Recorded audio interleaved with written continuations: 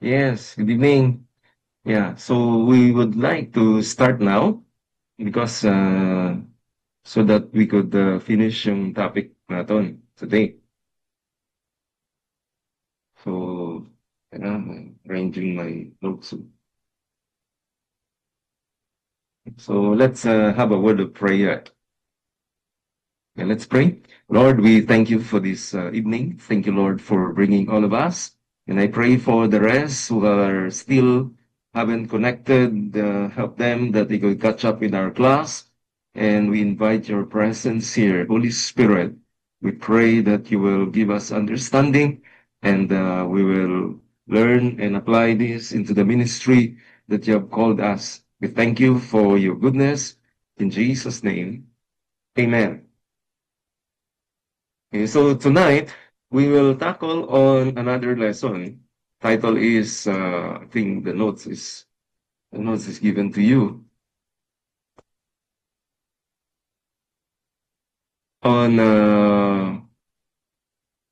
what is this? Understanding the genres in the Bible.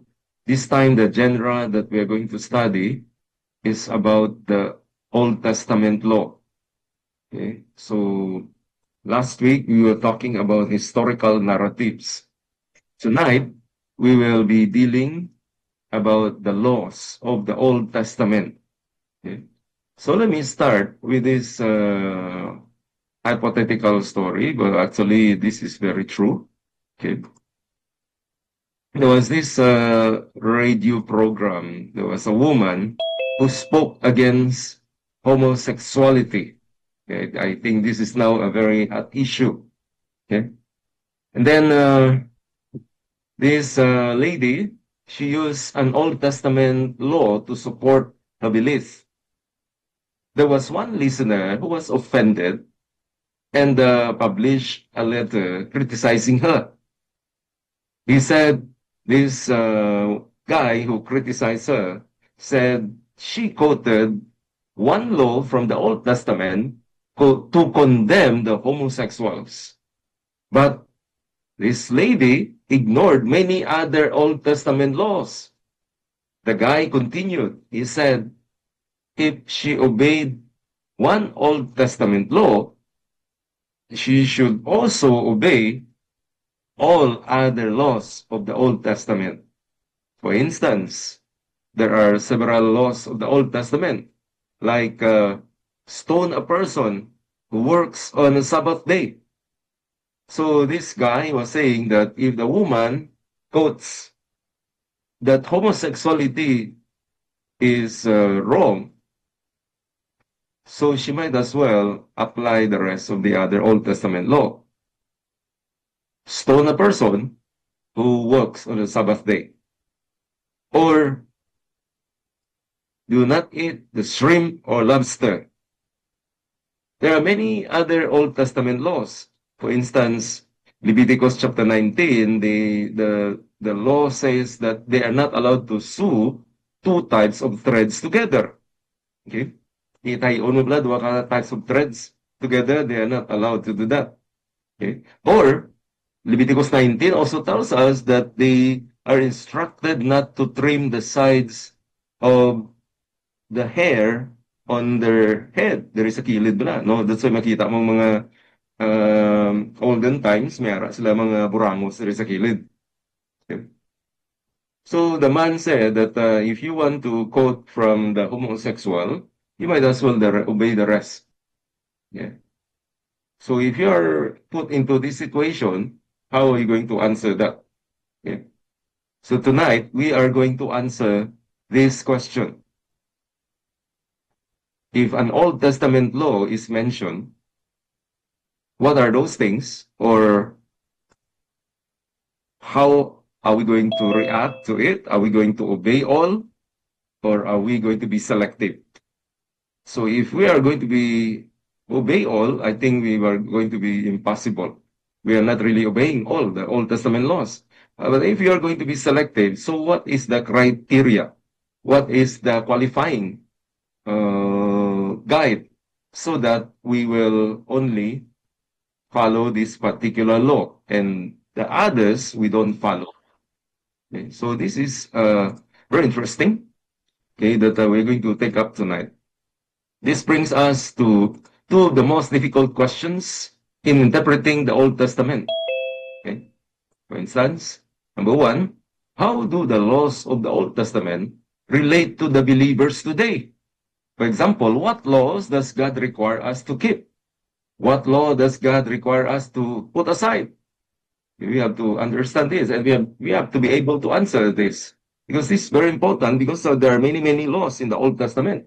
So which one are we going to follow and which one we don't follow? Number two, what is the purpose of laws that were only for those under the Old Covenant? Why, in the first place, when there were laws given, why was it given? And then why is it na wala naman yan continue? And so we are really put into this difficult situation if we are asked on this. Okay, we can find the many laws in particularly in Exodus chapter 19, and then the book of Numbers and the book of Deuteronomy. Okay? From all these small parts of the Old Testament, many believers may find so many strange interpretation. So we are going to tackle this tonight in order for us to be guided in the way we try to read the laws, and which one should we follow or which one should we not follow. Okay, like homosexuality is mentioned in the Old Testament. Okay, that's 100%. No, we read about that. Okay, but there are many other laws. So salvation. First of all, let me start by number one, salvation under the Old Covenant and the New Covenant. Okay, we want to understand first the Old Testament covenant, okay, or the Old Testament law. It is actually the Old Covenant or the Old Testament law is part of a covenant. Okay, we will discuss further on this.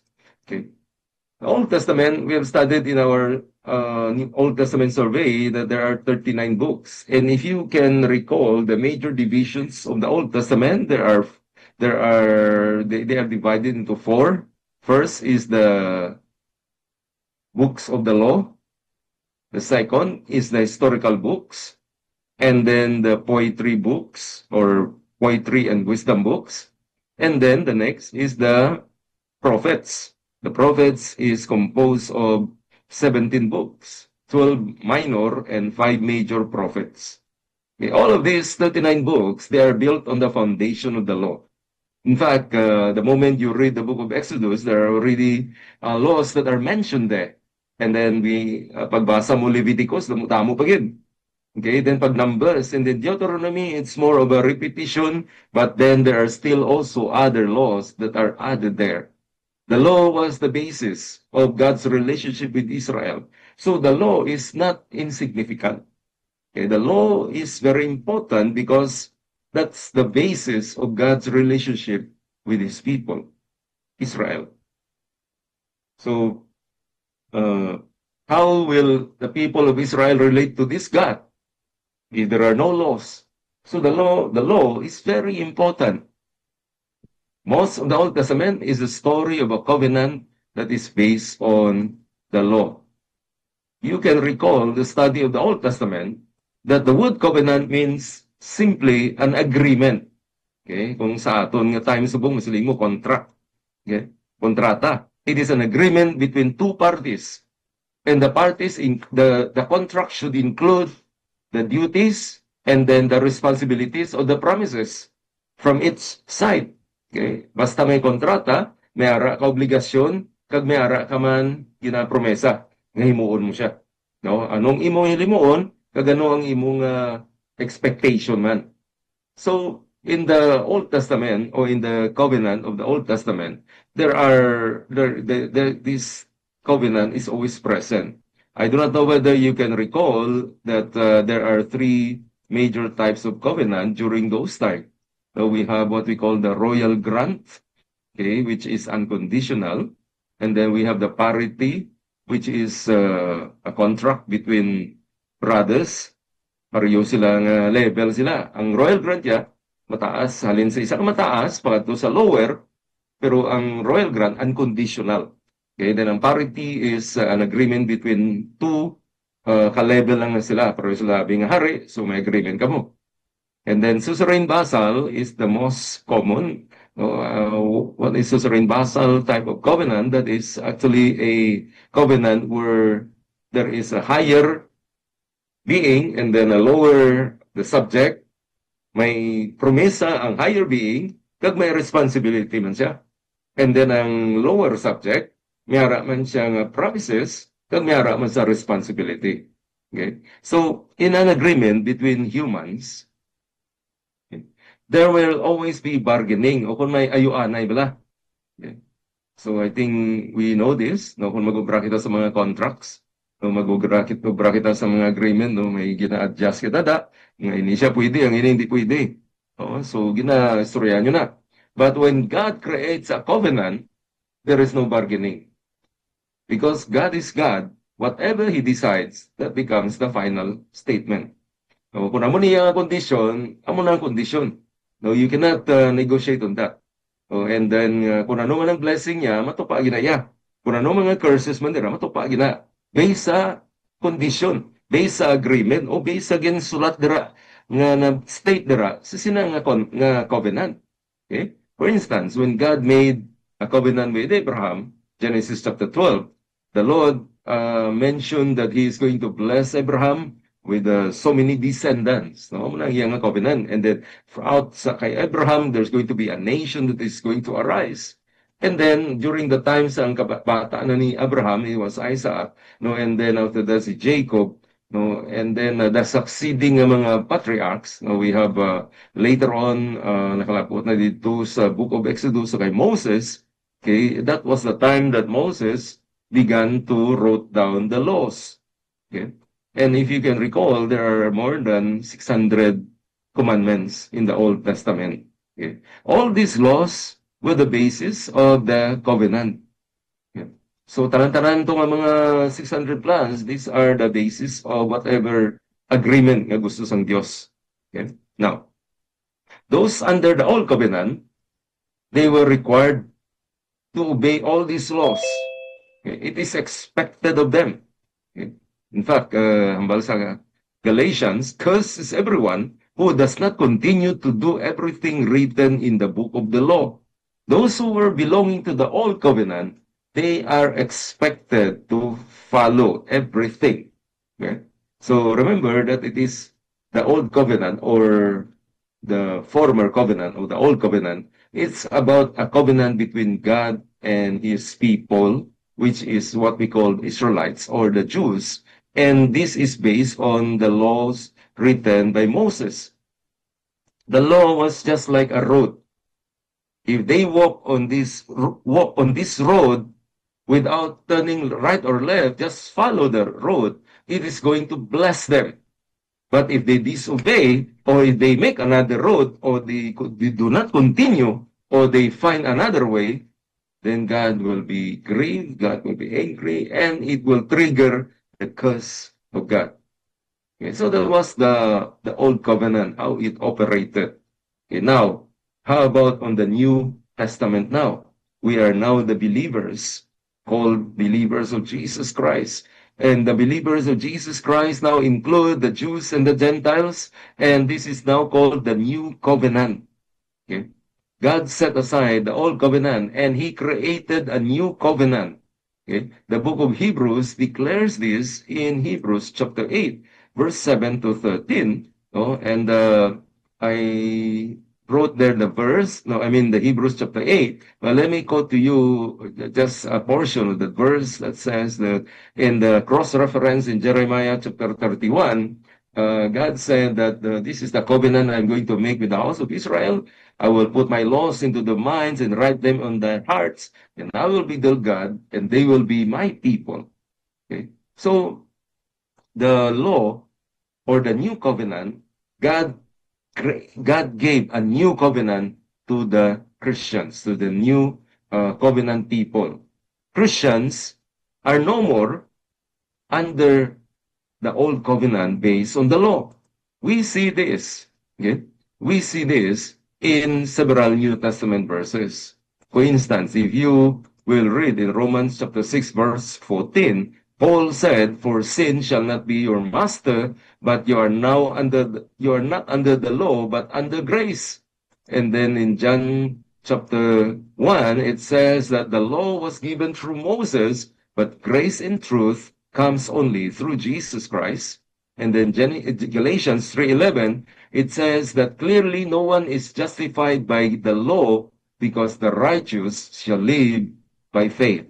And so it is very clear that the Christians, we are no more under that old covenant based on the law, but there is a new covenant that is given to us by God. The Old Testament is not our covenant with God. Okay? Romans chapter 10 verse 4 says, Christ is the end of the law, so that there may be righteousness for everyone who believes in him. The New Testament is our testament or our covenant. Okay, so that's why we don't follow many of those laws of the Old Testament. Okay, many, we did not say all, because there are qualifying guide that there are some of these that we have to follow. Okay, so let's proceed further, expand more on this salvation by faith. Okay, God is, and He's always has been, the only one who can save people. No person has ever earned his salvation. Ever. Never. Salvation is and has always been something that God offers to humanity by His own grace. Even though it is offered to man by the grace of God, meaning it is undeserved gift. Yet there are people who still reject the gift of God. There are still people who reject this offer of God of salvation. Even those who wanted to earn their own way, meaning to say they want to work out their salvation on their own. Okay? So nothing is going to work. Okay? Like for instance, Noah, the Bible says, Genesis chapter 6 verse 8, you can recall, the Bible says that Noah found grace and favor in the eyes of the Lord. He sought to please God by building an ark. But the basis of Noah's salvation was God's grace. It was not Noah's work. God's love and grace has always been the basis of salvation. In the Old Testament and in the New Testament, we see that God forgives through a sacrifice of the blood.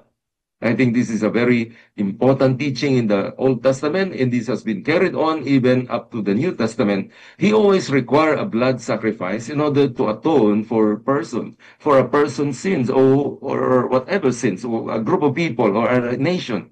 Okay, without remission of the blood, there is no forgiveness of sins. The justice of God demands that somebody has to pay for the sin. His grace accepted the temporary death of animals, killing of the animals all throughout the Old Testament. That's why the Old Covenant was very bloody. Okay? We see starting when there was already, especially when the tabernacle was constructed, we see that there was always the killing of the animals. It was very bloody. Why? It's because men keep on sinning against God. It was a temporary acceptance until Jesus died for all of us, and that becomes the perfect substitute.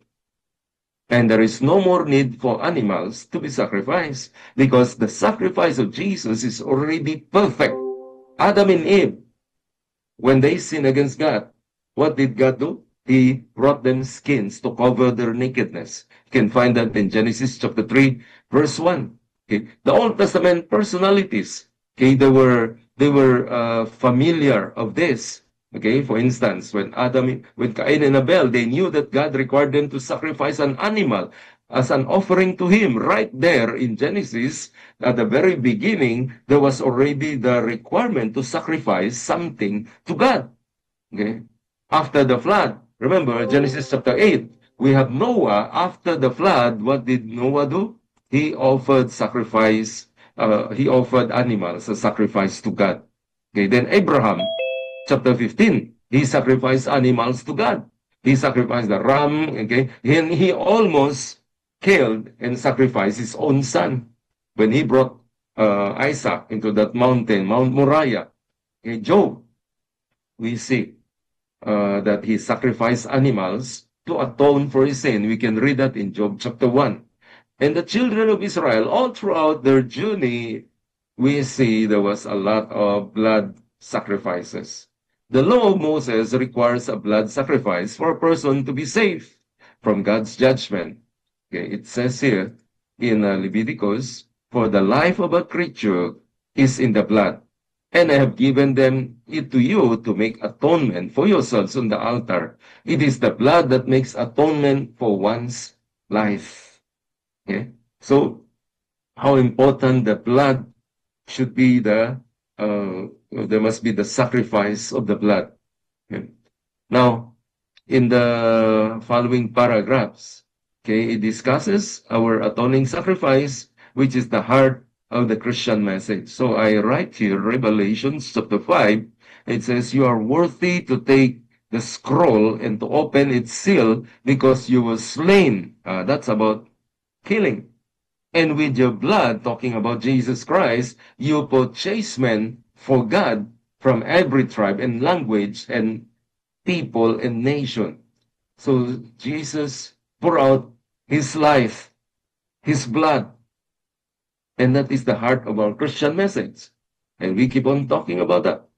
Okay, every of our evangelistic messages and every of our central message in the scripture, we talk about this great sacrifice of Jesus, a once and for all sacrifice. Believers today, we are saved by grace through faith in Jesus Christ because of the sacrifice that God provided for our sins. Okay. So, the Bible says that Abraham believed God and it was credited to him for righteousness. Okay, he believed God. And then it says here in Galatians chapter 3, all who rely on observing the law are under a curse. For it is written, cursed is everyone who does not continue to do everything written in the book of the law. Okay, so everything, okay, those who are under the law, it's talking about who does not continue to everything written in the law, you are going to be cursed. But we are thankful that Jesus Christ redeemed us from the curse of the law. By what? By becoming a curse for us. And the Bible says that curses everyone who is hung on the tree. He redeemed us for what he has done for all of us. All these sacrifices, they were actually, in the Old Testament, they were types. Remember, we studied about the types or symbols whose blood makes forgiveness possible to all. It was not an Old Testament sacrifice. It was not a perfect sacrifice. That's why it has to be repeated again and again with so many animals almost every day, because it was not a perfect sacrifice. But the New Testament, with Jesus, the perfect Son of God, Son of Man, he sacrificed once and for all, and there is no need to be repeated because that was a once and for all. It was a perfect sacrifice, and we're thankful to Jesus for that. Now, what about this? Saving faith through good works and the spirit of the law, faith and works. Our salvation and relationship with God are not based on the laws that we keep. The grace that brings the New Testament enables us to live the righteous principles of the Old Testament. We are saved by grace through faith in Christ. But those saving faith have to live by God's ethical principles, and we have to produce good works. In other words, that when we will never be saved by our good works, by anything except by grace through faith in Jesus Christ. But what is mentioned in Ephesians is that the moment a person claims that he has a saving faith in Jesus Christ, he has to live a life that is ethical. He has to produce the good works, not for him to be saved, but that is an evidence that he really belongs now to the new life in Christ. God sent his Son and his Spirit so that the righteous requirements of the law might be fully met in us, so that we do not live according to the sinful nature, according to what we are supposed to be doing, but what pleases the Lord. Okay, that is found in Romans chapter 8, verse 4. Okay, the righteousness requirements of the law might be fulfilled in us so that we do not live according to the sinful nature, but according to the Spirit of God. Under the old covenant, okay, God wrote his laws, okay, on the stone. But in the new covenant, he now writes it in our hearts. Therefore, God knows that our desire comes from the heart. And so since God's laws are now written in our hearts, we desire to do anything that pleases God. So that's why we call it a new life in Christ, because we are no longer under the law, under the grace, but when we become a believer, we therefore have to produce the good works. Our law is summarized, one law to summarize all laws. There are so many laws in the Old Testament as mentioned. There are 248 positive laws. How do you know it's positive? Because of the word you shall. And then there are 365 negative laws, so to speak, negative laws. So if you try to add up 248 plus 365, that is a total of 613. So all in all, the Old Testament has a total of 613 laws. So kadamo na, memorize mo in the Old Testament. But we are thankful that in the New Testament, Jesus sum up everything. Okay? Jesus, the people said, "Teacher, what is the greatest commandment in the law?" Okay? Because they are conscious that you have to really obey the law. I mean, their thinking is the Old Testament. Jesus summarized in one sentence. He said, "Love the Lord your God with all your heart, with all your soul, with all your mind. This is the first and the greatest commandment. And the second is this, love your neighbor as yourself. All the law and the prophets hang on these two commandments." Meaning, you do these two, you have done all. So, kung mo nga mga laws, 613, you just do these two, you have fulfilled all the 600 plus laws. So, there is even that commandment in Romans chapter 13. Love your neighbor as yourself. Love does no harm to its neighbor. Therefore, love is the fulfillment of the law. Okay? So then also in Galatians, we see here, I think I type here, Galatians chapter 5, verse 22, it says that we fulfill God's laws and ethical principles as we walk in love. God himself is the source of our love through his Spirit. And then it says the fruit of the Spirit is love. Okay, the first fruit, pinakauna gid, love. Okay, so we say that we are not under the law, but when we become a believer, these things, a lifestyle change that follows and obeys the laws of God. Now, under this, we also will talk about progressive revelation. We say that light or revelation from God progresses like a child progresses each year in school. So kita mo ng bata, alin sa kinder, hasta matamad grade 1, grade 2, grade 3, until malabot yung high school. Okay, so you see the progression there. It is slow, but eventually the child is going to mature. Eventually, he is going to really understand everything. Okay, that is being taught to him. Okay, but it's going to be a process. It's going to be a very slow process. So Jesus said in Matthew, "I have not come to abolish the law, but to fulfill them. I tell you the truth. Until heaven and earth disappear, not the smallest letter, not the least stroke of pen will by any means disappear from the law until everything is accomplished." And then Jesus gave this very high standard. Okay, look at the last part of Matthew chapter 5. He said, "Unless your righteousness surpasses that of the Pharisees and the teachers of the law, you will certainly not enter the kingdom of heaven." Okay, wow, that is really a very high requirement. Okay? Unless your righteousness surpasses the Pharisees and the teachers of the law. Okay? So Jesus taught that the fruit and the root sin, okay, both are wrong. Okay? So for instance, we have here Matthew chapter 5, verse 21. No? I think I put here a tabulation or a table. says the fruit of sin is murder, but the root of sin is anger. Okay, look at Cain. Why did he murder his brother? Because he was angry. And that is the same thing with all the world now. Why are they killing? Because there is anger. The root problem is anger. The fruit of that anger is murder.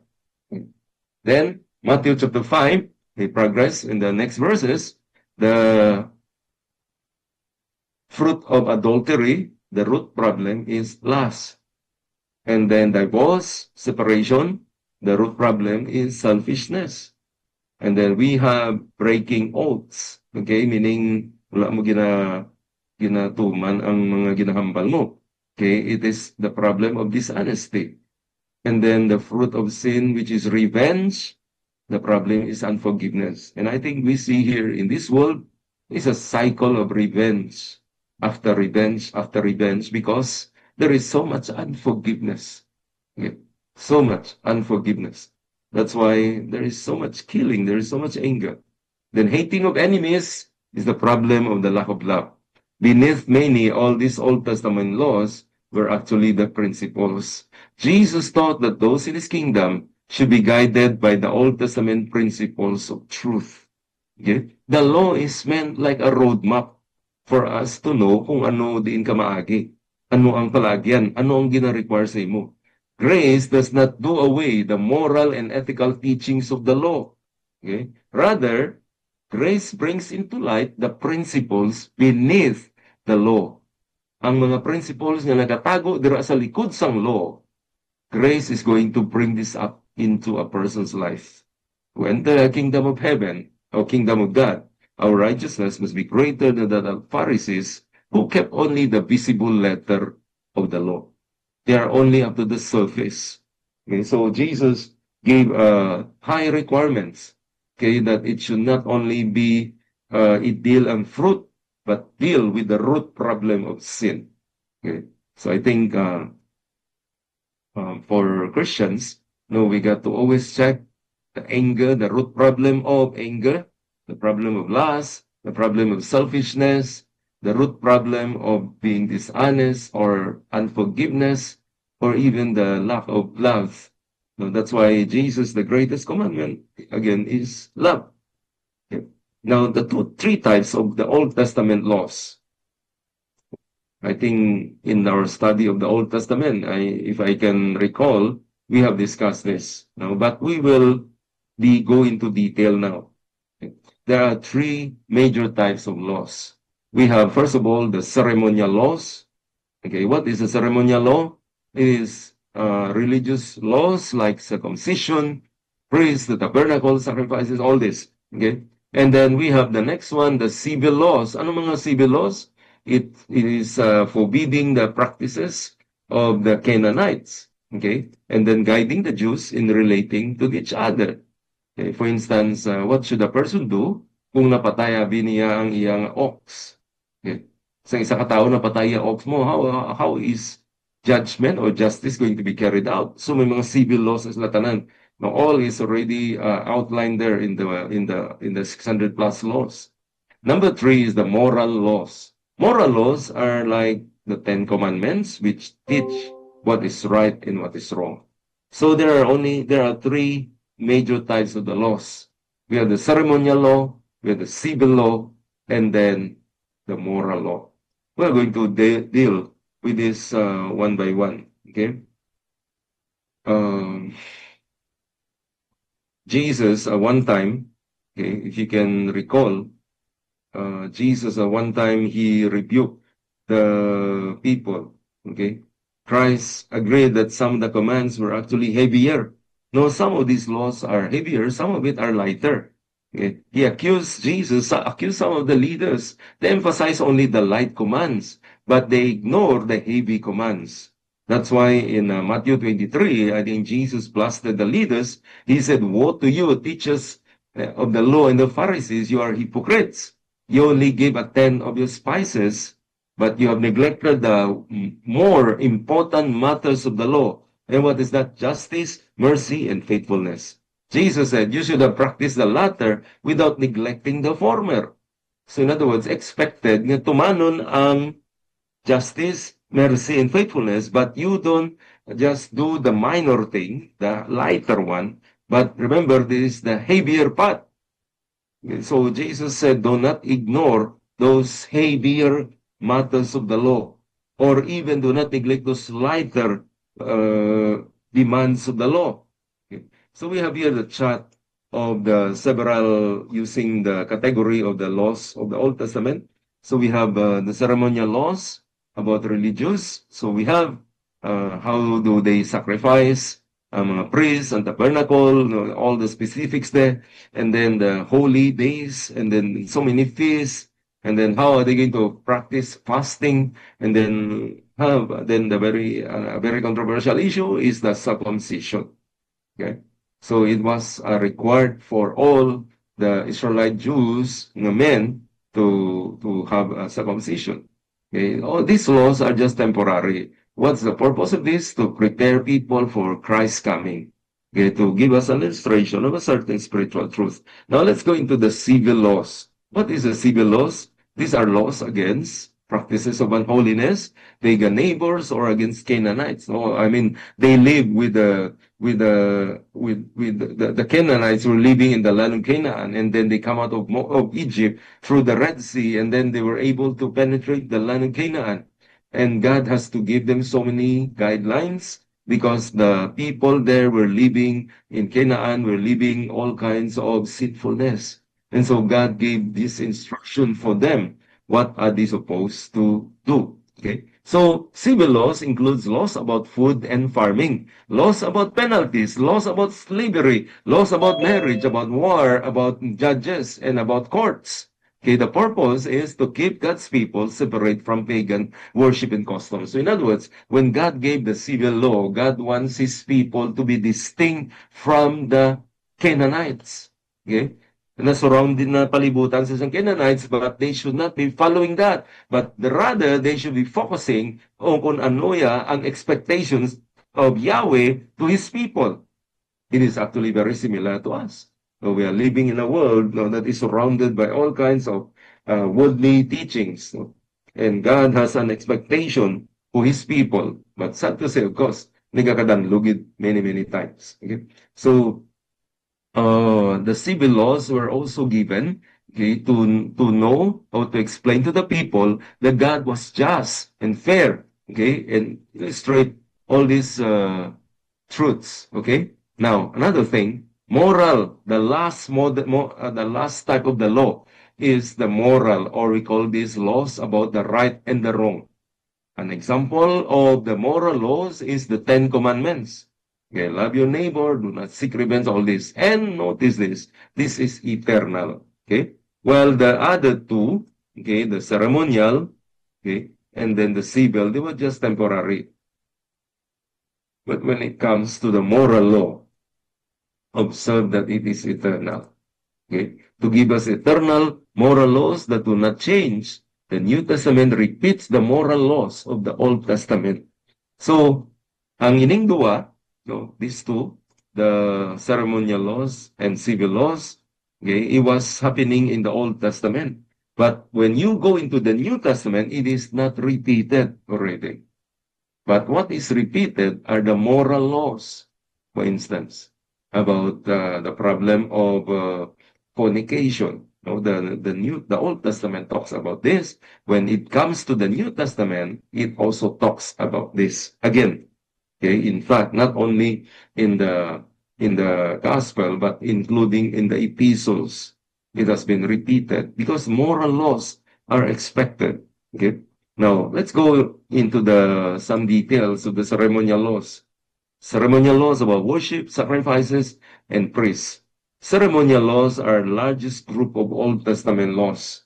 Okay, you can read this in the book of Leviticus and then in the book of Exodus, Numbers, Deuteronomy. Okay, they are vertical in nature, meaning to say it has to do with how God expects them to approach God. Okay, it's more of a vertical in nature. Okay, paano mo i-approach si God. Okay, so these are what you call the ceremonial laws. Without these laws, the Israelites or the people of God will not be able to understand paano ka mag-relate sa sining nga Diyos. So God gave them all the ceremonial laws.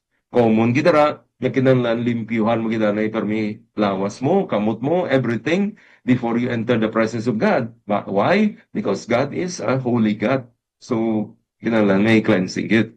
And so that's how God expects His people.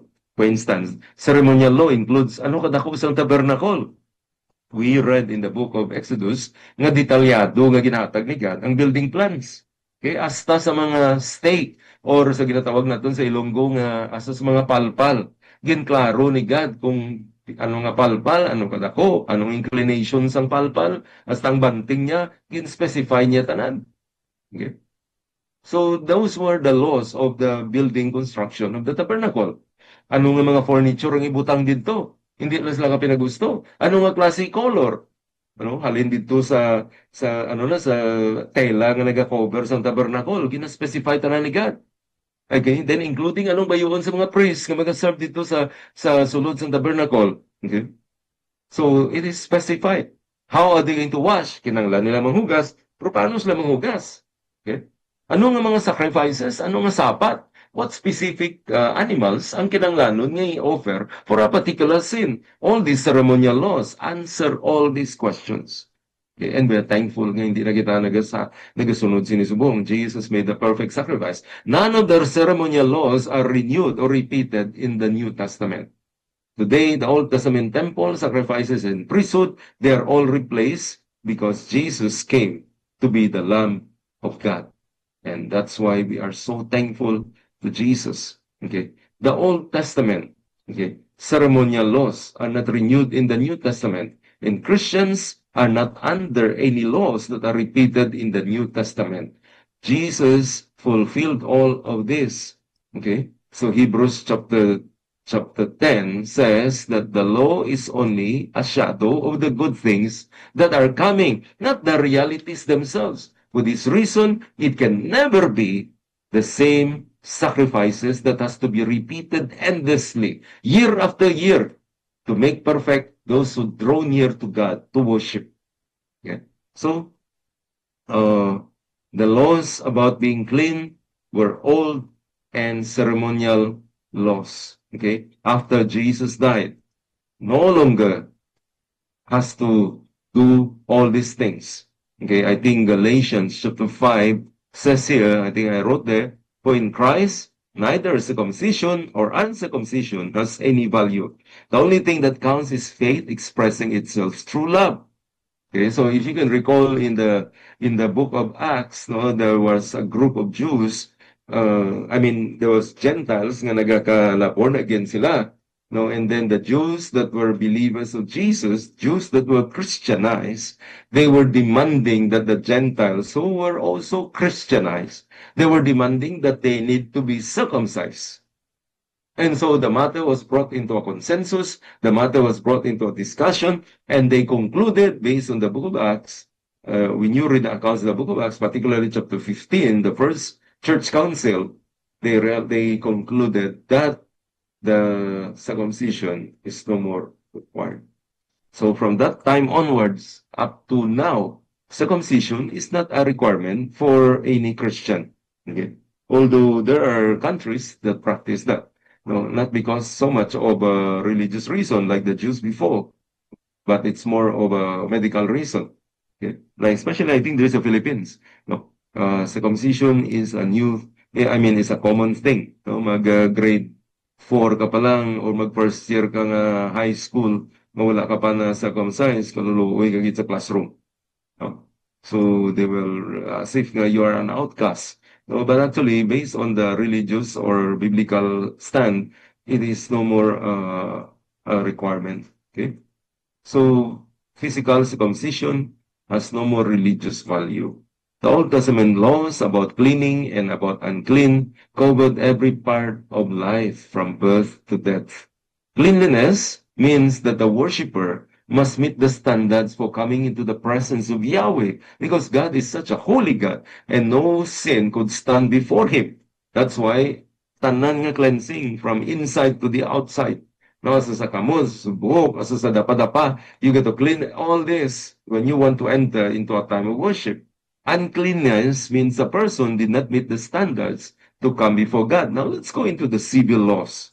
Okay? Civil laws are laws about farming, food, penalties, slavery, marriage, war, or courts, no? Kortihanay. The civil laws told the Israelites how to live with their neighbors, both pagan neighbors and Jewish neighbors. Now, for instance, question is, what if an ox killed a man? No? Ang isa ka ox, napatay ang tao. What if a child cursed his father? What if a thief was caught? What did God allow people to eat? The civil laws answer all these questions. So, that's why ang mga the Old Testament teachers nila sagad gini sila because they really master and they really memorize young as they are. The civil laws, they were just temporary for those under the law of Moses. But in the New Testament, God does not require, okay, that we have to follow all these civil laws. Okay, no more requirements. For instance, food. All food in the New Testament is considered holy. Okay, First Thessalonians chapter 4, verse 1 to 5.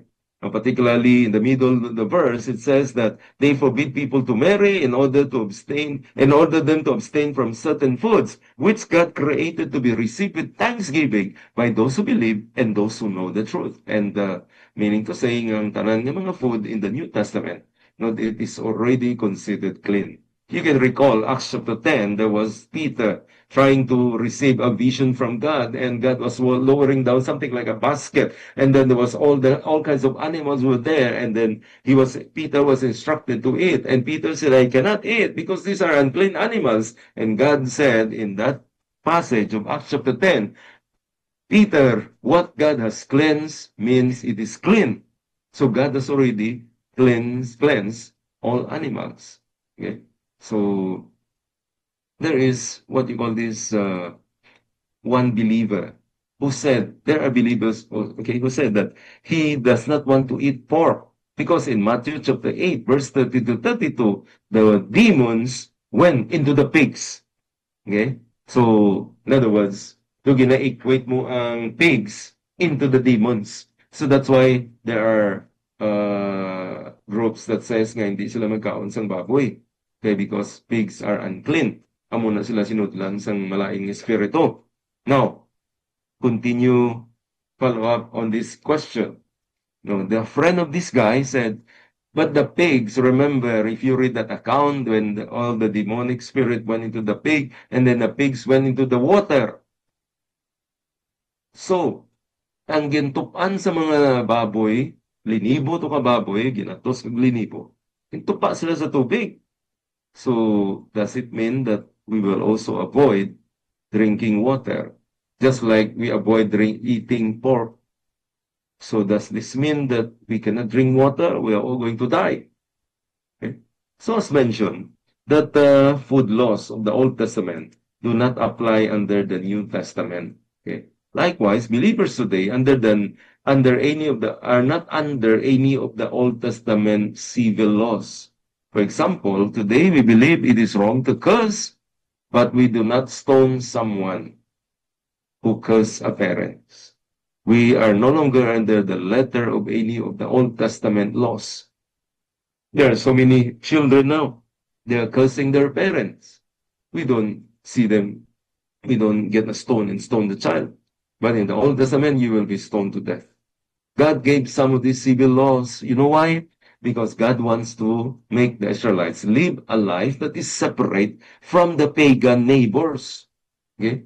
So, God wants to show to the world that this is my people. They live differently. They worship me, the real and the true God. And they don't do this because they are my people. And they do this because they are my people. Why did God forbid the Israelites to do any of the following? You know that the Israelites, they are not allowed to plant two different types of seeds together, like corn and wheat. They're not allowed. Okay? Two types of different types of animals. For instance, a cow and a goat. Hindi mo ni sila pwede i-mate. No? Hindi mo ni sila pwede nga ipabusungon using a cow nga male and then female nga goat. That is not allowed in the Old Testament.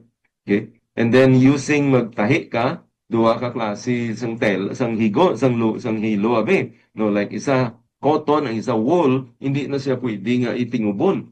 Okay? And then the meat of the goat boiled in the mother's milk, that is not also allowed. And they are not allowed also to eat pork. Okay? So Christians, yeah, we do eat many of this, no? We don't follow this actually. There are many things about religions of Canaan that are lost in history. So ang iba hindi na natin gani ma-explain kung nga ginadumilian isang Diyos. But ang tanan nga halos ginahambal sang Dios nga hindi niya paghimuon, ginahimo na dito sa Kanaan because God wants us separate people. Okay, so not really so much on religious reason nga ginadilian sila, kundi nga God wants us separate people. Okay. It's actually very similar to us. So, ang ginatawag natin nga statement lang nga we are in this world but we are not of the world. Okay. Kinahanglan mag-engage kita sa kalibutan. Hindi pwede nga mag-isolate kita. Otherwise, we'll revert to the monasticism period. Or we call that the monks. We are not living separate in this world. We are here, but we live a life that will please the Lord. Some of the civil laws forbid practices of the Canaanites. No? The people of Canaan, they worship anything. No, like mga seeds na ginahalo-halo nila. Okay? And so God wants them, don't do that. No, you are my people. One civil law puts limit. Okay? For instance, isa sa mga civil law nila, ang mga burangos plus ang isa ka priest, no, ang iyang buhok gali, no, is not allowed to cut his hair or ang iyang burangos sa kilid, he's not allowed to trim that. Okay? Another law in the Old Testament, they're not supposed to have tattoo or they're not supposed to cut their flesh. Okay? Why? Because the Canaanites are doing this. The Canaanites are famous for this. Okay? The Canaanites, they have all kinds of tattoos and they cut their flesh. And so the people of God, if you are called the people of God, don't do this because this is what the people of Canaan are doing. You have to be separate. So, how about sa subong sa mga Christians? Do Christians are prohibited from putting up a tattoo? And I'm sure many of us, may nakilala kita ng mga Christian nga may mga tattoo gani. So, Old Testament prohibits them. But in the olden times, during those times, the reason was actually the Canaanites are doing that. So God wants to separate people. Today, it is not correct to say that God forbid short haircut. Like the priests, they're not supposed to cut their hair. So, wala taman na ginasunod sa po. No? We like to cut our hair. Like for the men, we prefer a shorter hair. But in the old times, during those times, the hair should not be cut. Okay? Then, they're not supposed to have tattoos. Because may mga medical explanation na tattoo nga medyo hindi man sa mayo, no? Pero God is really a purpose for telling His people not to do that. Okay? What is God after is that the believers of today, we should not share the sinful values of society. It's more than just the physical similarity, no? But it's more on the sinful values that we should not be following. Any practice is wrong if it leads people into temptation. Okay, so I think that's the general guideline nato. How about the rules for food? Okay, there are so many food that is not supposed to be eaten. Okay, but in 1 Timothy chapter 4, it says that God says all food is holy. Okay, except lang sa dito sa Book of Acts, where the Gentile believers, no, they were the Gentile believers, pwede sila kakaon sa all types of food, except lang, mentioned dito sa Acts chapter 15, that they were advised not to eat the food offered to idols, and then may blood, hanggang meat of strangled animals. Okay? So, Christian practices in some Christian denominations, they practice up to this. No, up to now, they practice this. And that's why may mga Christian group na hindi sila magkaon sa mga dinuguan. Although may mga Christian naman yun, hindi namit yung dinuguan. So, iba-isa ka mo da, no? Pero based on the book of Acts, no, that the Gentile believers, no, they were free to eat anything except ginadvisan sila. No, it will not be good if you read the book of Acts chapter 15. It is not very good, no, to eat this thing, no, especially blood. Okay, the purpose of the laws about food, okay, like even about mixing seeds or threads, they help keep Israelite people separate from the rest of the world.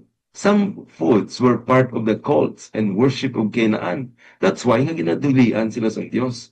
The Canaanites, for instance, they sacrificed pigs and then they ate those pigs as an act of worship. That's why God said, don't do that. Be separate. Okay? Because ang pigs, ang ginapaborito nila ay sacrifice and then ginakaon nila dayon. So it appears that also the Canaanites, they love to eat shrimp, they love to eat lobster. It's part of their culture and religion. The people of God, they were instructed to be separate. Don't eat this. So in our time now, no? I think Christians, hindi gid sila kapangindi kung nabalon mga may lukon dire. Lalo pa lobster, mahal-mahal din sa lobster. Hindi gid kapangindi ko mga Christian. No? May mga birthday, may mga lobster pero may o may mga shrimp yun. Okay? Today, believers, okay, live spiritually separated, apart from the world in its values. Okay? Physically, God sends us into a world to evangelize the unbelievers. Okay? We do not conform to the ways of the world, but to evangelize. We seek ways to influence unbelievers. So under this New Testament, now, the Spirit and the apostles guided the church to drop the civil laws. Okay? Now, civil laws, temporary examples of an eternal principle. The first group of civil laws kept Israel separate from their pagan neighbors and cultures. A second group of civil laws gives temporary examples based on eternal principles. Okay? Christians do not need to observe the temporary laws, but we should seek to find the principle behind the law. Nga ang ginadilian sila, nga ang ginhimo ng law. There is a principle behind there. Even though believers today are not under the civil laws, but the Bible teaches us in 2 Timothy that there is some teaching on this. What then can we learn from laws like this? Okay, like the death penalty for a rebellious son, or the command to leave some grain in the fields, the command to care for a neighbor's donkey or ox. So, inita na mga laws ni sila. So, what is God trying to tell us? Why are all this nga ginadili, nga ginbutangan niya nga law sina? No? So, may reason siguro sina, si God. No, it's like a fruit. Tanaw mo sa bagwa, fruit na siya, pero abrihan mo, laing gali ang sulod niya. So, tanaw mo, doon di namin, sa gwa, doon di mo maintindihan, pero pag ginabrihan mong isang fruit, you will see, you peel it, you see the principle there. Okay?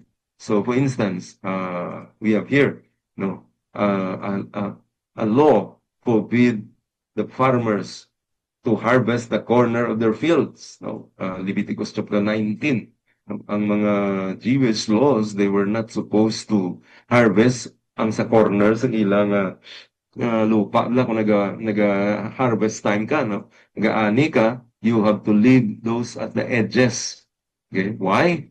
There is a reason behind it. No, I think that is found in the Old Testament. I mean, the Levitical laws, and even this was practiced by Ruth. No, you know why? It is to keep and be concerned for the poor who are starving. Because the poor wala land. The poor has no harvest. Ano kauno nila? So, purposely leave those at the edges so that the poor will come and they will be the one to harvest those things. So the principle under this is to be generous, especially to the poor. So that is the principle there. Nga ginabutangan dito, o nga wala ginatandog ang sa kilid sang lupa, may mga purpose wala na gina-harvest, kaya nga man, igana para sa mga imol. So the principle is, every believer should be generous to the poor. So there is that principle behind. No? Now, the command to build, for instance, ari naman, the command to build a parapet. No, when you say parapet, inang do railing bala. no, kung sa aton pa daw pader, no, sa babaw sang balay sa mga Israelites, may pader na siya nga daw mga 4 feet na siya kataas o depende sa nag-obra, no, 4 feet na siya kapalibot na sa bilog nga atok. Yeah. In our time now, kalabanan ta nga balay, ang atong atok, wala man isang parapet wall, no, or mga 4 feet na siya kapader, nga nagapalibot sa perimeter. Wala naman nato ng butangan nga man, atok nato niya, puro tanan GI. Okay? But in the culture of the Israelites, ang kalabanan nila nga ato is flat. Okay? And people would like to sleep on the rooftop during hot season of the year. Okay? So this law may not be applied to many cultures, but may ara na da sa lesson man, no? Meaning we are responsible for the safety of our family and friends. No, wala man kita sa aton mga balay, wala na masyado, hindi na flat ang aton ato, except kung building abi, labanan ta nga balay, puro na flat na. I mean, puro may GI sheets. No? Pero ang purpose ato is for you to take care of your family. Safety nila, no, kag ang mga bisita mo man. So kung mainit, you can go up there sa babaw. So wala pa man to air conditioning sa una. Oh. Next is an eye for an eye. Okay? There was no prison during the time of Israel, during those time. So the penalty for a crime would not have been spending time in jail. So hindi ka madala sa jail, wala man jail mo. But if someone started a fight and destroyed an eye or nasumbagan mo siya, nautod ang ipon niya, the judge could not put the fighter sa prison. So para ma-avoid na lang ang vengeance, pag baslanay nila, no, a judge may order, depende kung anong naguba, either your teeth, no, or whatever, no, nga ikwaon man sa imo. No? So that's what we call an eye for an eye. No, a tooth for a tooth. No? Kung nasumbagan mo sa mata, sumbagan ka man sa mata. Kung nabali ang iyang ipon, balion mo ng ipon mo. No? So only a judge has the right to do this. Okay, the purpose of this is to prevent personal vengeance. No?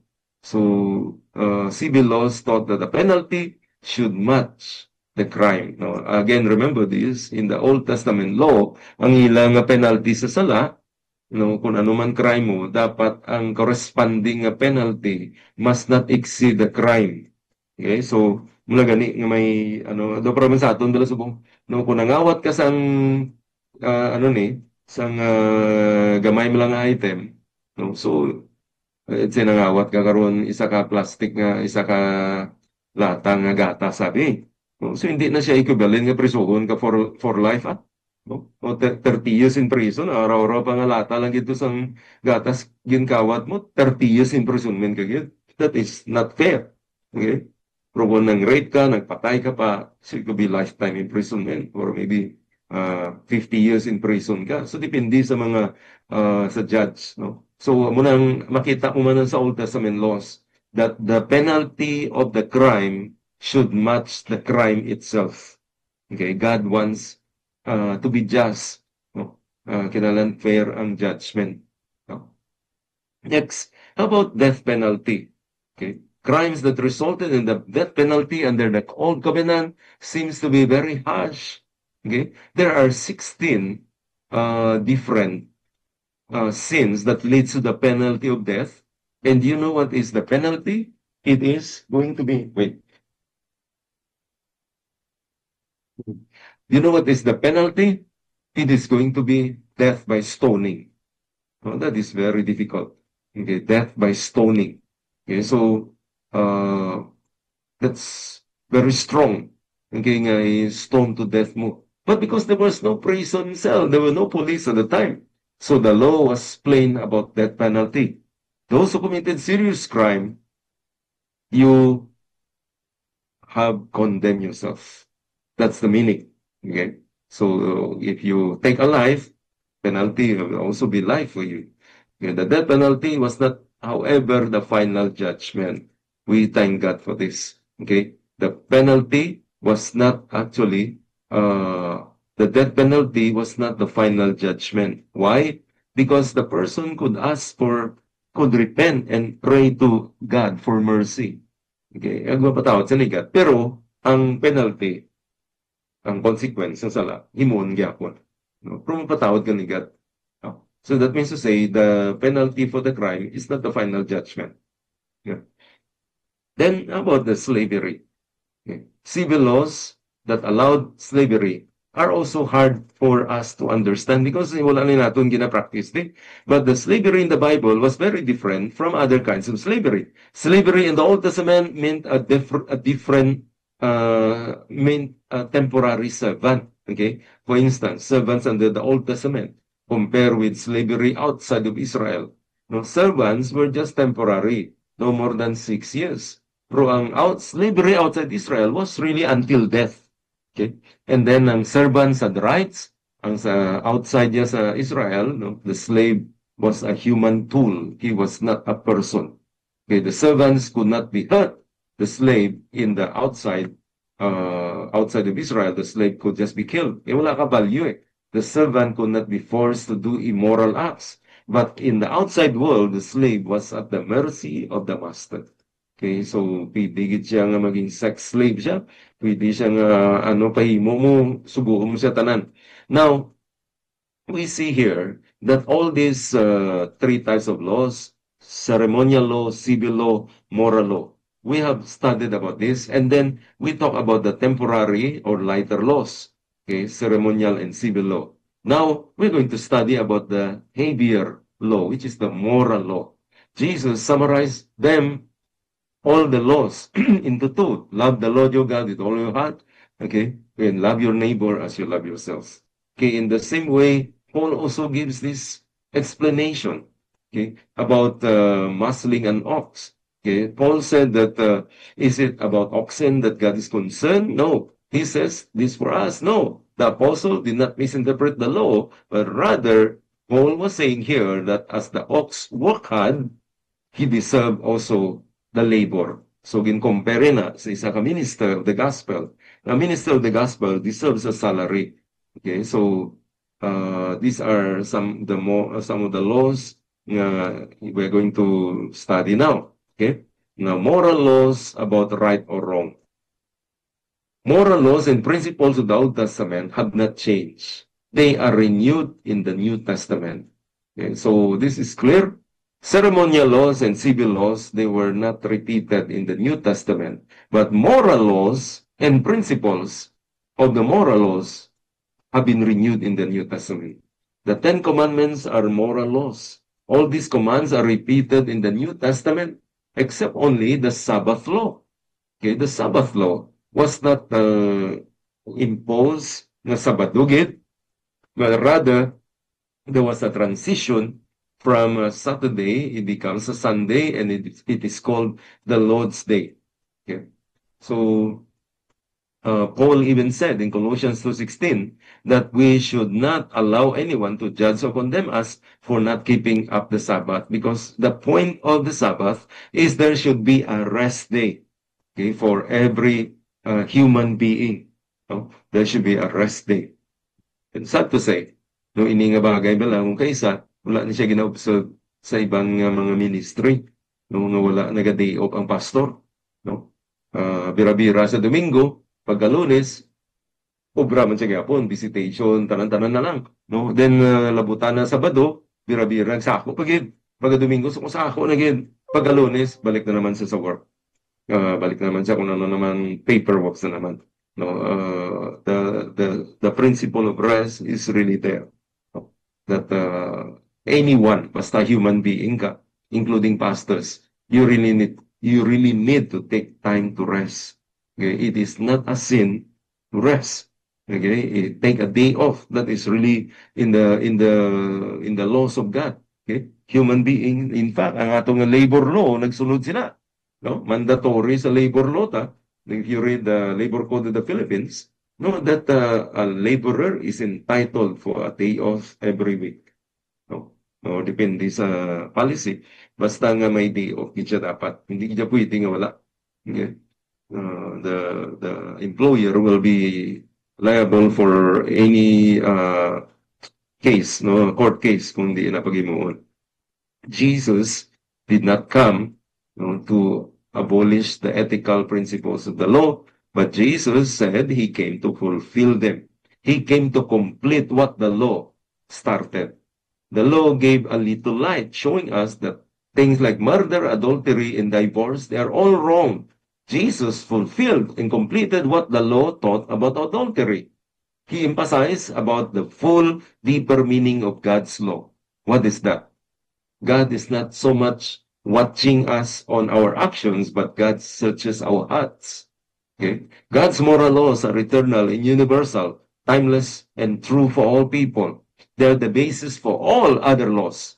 They are just as valid for us today as they were in the ancient Jews. Moral laws are often stated as a direct command, you shall and you shall not. So every time you read this in the Old Testament, nga may mga sulat nga you shall or you shall not, that is a direct command. Okay, and most of them, they are direct, they are moral laws. Okay, so, what is that? Okay, if you read what do you call this? Leviticus chapter 19, comparing this to the book of James. Leviticus 19, compare this to the book of James, moral commandments, Leviticus 19, and then the book of James. Look at this. May repeated siya. Okay. Do not steal, repeat sa James 14. Do not lie, Leviticus 19:11, repeat siya sa James 4:11. Do not deceive one another, repeated na siya sa James. Do not swear falsely, okay, repeated man siya sa New Testament. Do not defraud or rob your brother, that's repeated also. Do not pervert justice, repeated. Do not show partiality, that's repeated. Judge your neighbor fairly, that's repeated. Do not go about spreading slander, meaning talking bad about destroying the person behind his back. Do not seek revenge or bear a grudge.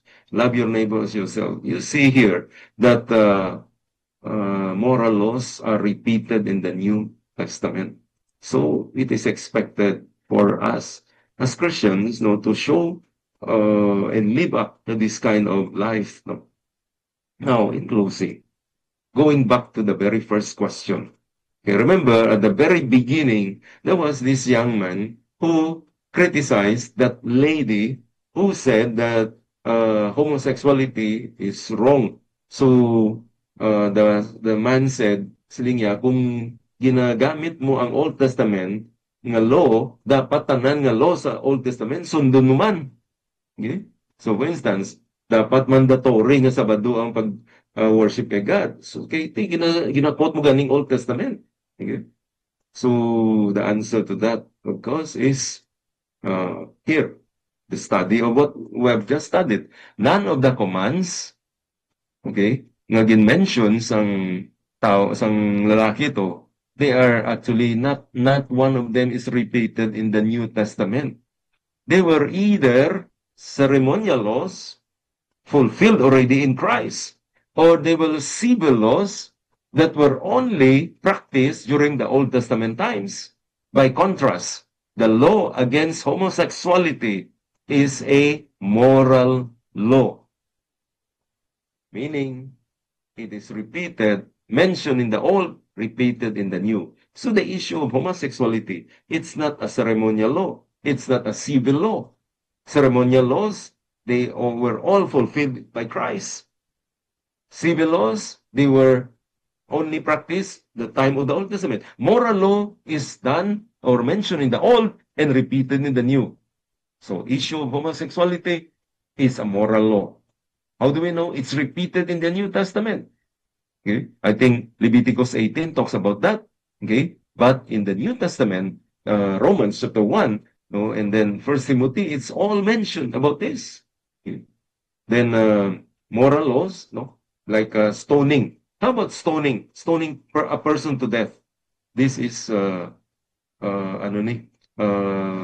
it is not repeated. Okay, but you look at the Sodom and Gomorrah.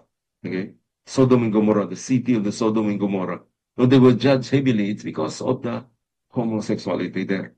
That is a historical narrative, and the lesson is there. and it's repeated in the New Testament, the teachings. Okay.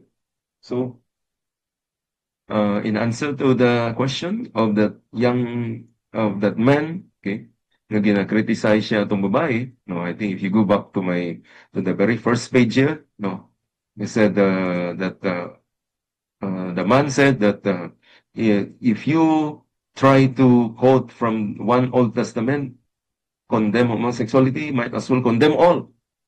But again, this man who criticized the lady, he doesn't know the three types of laws.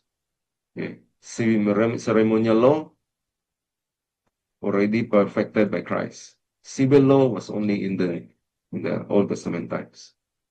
Moral law is repeated in the New Testament, and that is expected for believers as well.